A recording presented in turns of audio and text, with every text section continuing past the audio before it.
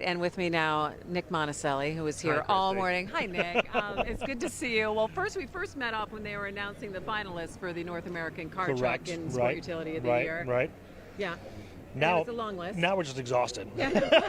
It's only Wednesday. I know. We're just getting started, right? You know, we talked about this a little earlier today, but I think one of the big takeaways so far, now that we're, 3.5 hours into official opening, is that this is not last year's show. Right, there were a lot of people last year, and I don't like using the word disappointed, but frankly, there was a lot of disappointment last year because the show was just not what they're used to. It wasn't these big displays. It felt like many people described it as a dealership, just a very, very large showroom.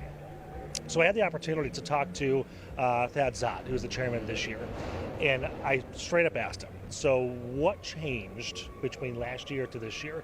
So there were a couple of key things. Number one, budget, right? They were just coming out of COVID. Yeah, things were pretty stretched still last year for the automakers. Right, there was a lot of money that just didn't exist back then. So to put together like this, it's not cheap. So budgets were a big concern. Number two was inventory, right? The big three and all the automakers just didn't have a whole lot of cars sitting around to go throw out there on display like this. Number three, he said they were still finding their way. Last year was the first time that the auto show had moved from January to a different time of year. So they were still trying to figure out what to do. And if you remember, there was a whole lot of talk about activation outside of Huntington Place. What can we do in Hart Plaza? What can we do in Campus Martius? What can we do on the Riverwalk? And there was so much effort there that I think a lot of people stepped back and said, we kind of forgot about what we're doing. We kind of forgot about the cars inside. Yeah. Right. So if you remember, there were giant ducks outside, and there was a Ghostbusters car inside, and a lot of what the comments came back and said, listen, that's all great, thank you, but focus on the cars.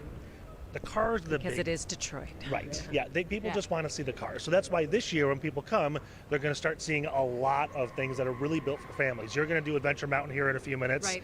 It's amazing. I just had an opportunity to go on the electric vehicle track, which is really cool. And that's what's really interesting for people, that they actually get to be behind the wheel of that thing. One more thing before I gotta go. You gotta make the news here. Exactly. I think the big takeaway for people is that what they want people to know is that this is kind of getting back to that shopping experience. Yeah. People don't know, especially in the EV world now, what do I want to do? Do I want to go with an EV? Do I want to stick with an internal combustion engine?